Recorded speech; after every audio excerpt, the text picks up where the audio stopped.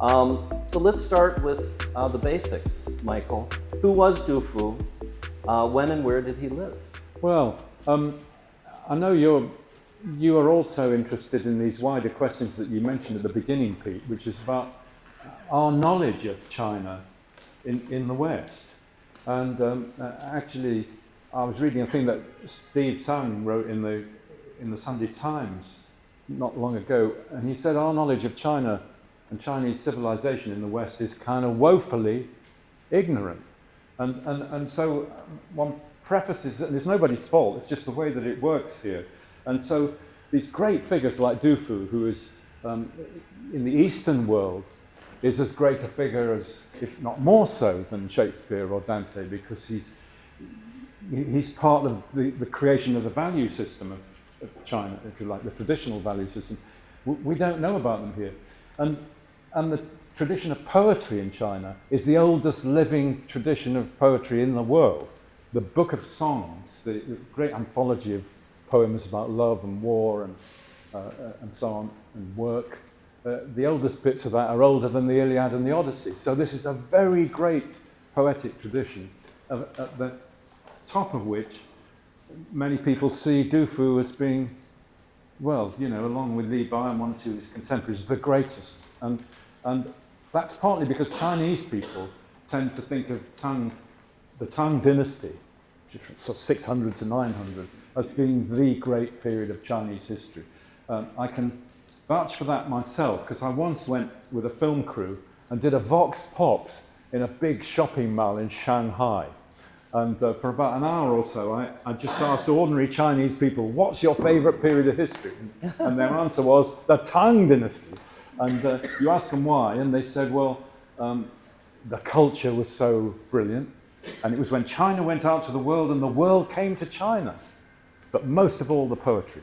Poetry is absolutely crucial, and Chinese people view the poets as kind of truth tellers. You can say things in poetry that you can't say in political writing, even today. You may have seen that news stories recently about the blank paper protests, where people are standing in, not just in Hong Kong, but in Beijing and Shanghai, holding up blank sheets of paper. Can't get arrested for a blank sheet of paper. But the government got so freaked out about that they apparently even major stationers were told not to stock A4. You know. But along with the blank sheets of paper were quotes from Du Fu. Du Fu lived in the 8th century. Golden age of culture, art, and everything else in China. Born in 712. So it's the age of Beowulf in Britain, if I can put it that way. Although, of course, it's on a level of sophistication which is far beyond anything that was happening in our world. And he was born into the upper classes, really, and he hoped and believed he would pass the imperial examinations and become a top bureaucrat, advise the emperor, write poetry, be counted on for his great advice in how to run the empire in a just way, and all the rest. But even though he already was recognized as a poet by the time he was in his teens, they could see how brilliant he was, everything came crashing down. He failed his examinations. He failed them a second time. He wandered, at times directionless, got a minor job as a bureaucrat and got married, but on the edge of, going nowhere. And then a series of cataclysms hit China with natural disasters. The capital was flooded, famine struck, devastating for the country, and then followed by one of the most cataclysmic wars in Chinese history, in which 30 million people vanished from the censuses of the Tang dynasty from the beginning to the end of the war over those 8 years. So in those 8 years, 30 million people vanished from the censuses, either killed, died of starvation, or driven into internal migration.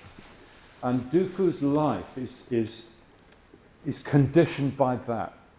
I put it in the book, he learns when Shakespeare's King Lear talks about what it is to be a naked, unaccommodated man, that is what Du Fu in the end came down to. He understood what it was like to be a poor person in the very depths of society, and his greatest work was in response to those disasters. It's the contrast between the golden age and the disasters that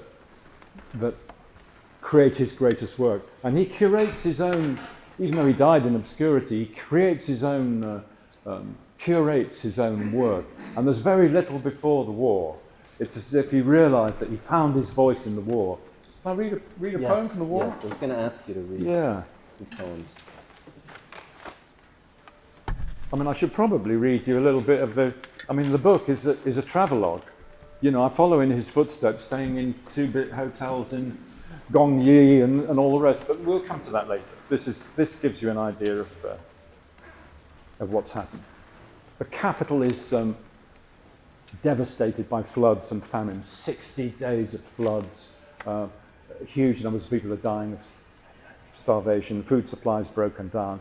And he's sent his family out to a village in the hinterland, hoping they'll be safe there. And at the first opportunity to get a moment off from his minor civil service job, he starts off at midnight to try and reach the family and see what's happened. And this is I've had to edit it because it's a 100-line poem, but this is it. At the year's ending, a bitter wind scouring the high ridges, I set out a lone traveller at midnight, my fingers too cold to tie my broken belt. At dawn, I passed the imperial palace. Here, at the hot springs, the emperor entertains his court and music echoes round the hills. Only the rich and powerful may bathe here. But the silk they wear was woven by poor people, women whose husbands are beaten for their taxes. The halls are full of ladies as fair as goddesses. The scent of perfume moves with each captivating figure, clothed in warm furs of sable, entertained with the finest music, pipes and strings, fed with camel hump soup and oranges ripened in the frost. Behind those red lacquered gates, wine is left to sour and meat to rot. Outside the gates lie the bones of the frozen and the starved. When I got home, there was wailing in the house. My infant child had died of hunger. Why should I hold back my grief when even the neighbors in the village are crying for us?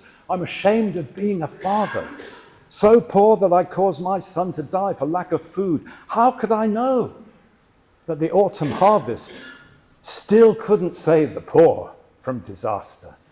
And I'm one of the privileged. If my life is so bitter, how much worse is the life of the common people?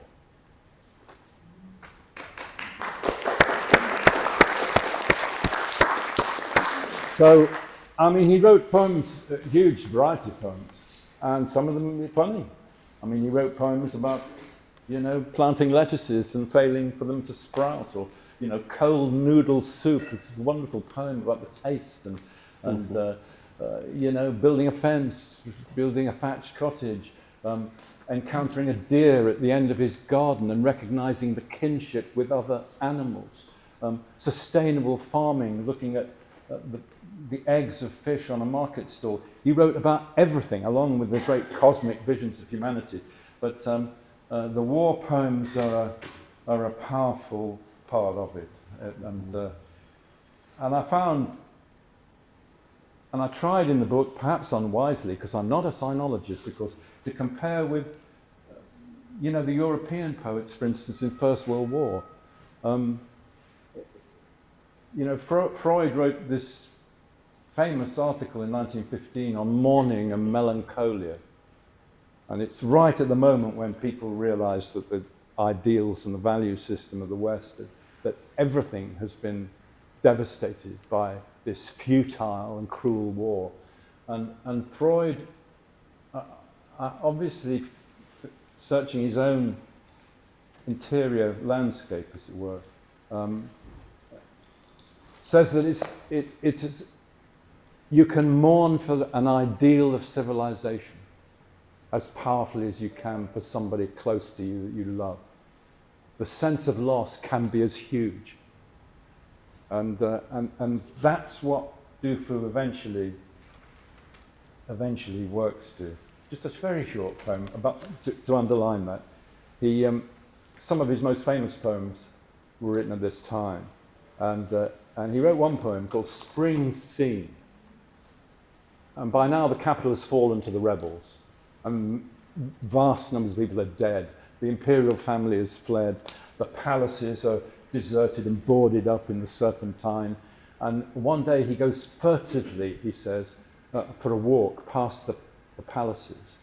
And Spring Scene, the title of the poem, if you're Chinese, spring is the blossom and the vision of the beauty of nature and all that. And he's going through the devastated capital where, and this is the poem. And the opening line is perhaps the most famous, or one of the most famous in Chinese literature, 我破山而在.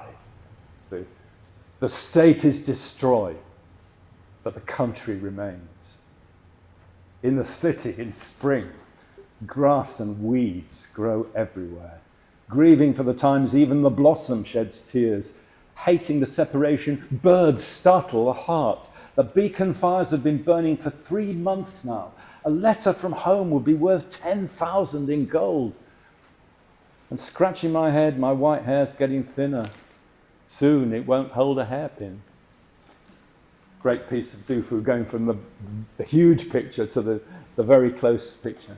And so those war poems are absolutely ingrained in Chinese imagination. You can see online, there's a wonderful piece on YouTube of a Chinese American who was a child during the Japanese invasion, and describes how he saw that line from Du Fu, the state is destroyed but the country remains, daubed over the great burning building in his hometown, destroyed by the Japanese. You know, he says, when he'd been asked in the poetry group to read a poem, and he said, I didn't choose the poem, it chose me. So these are very, very powerful things that have remained in the Chinese tradition for that long. So that's the war poems.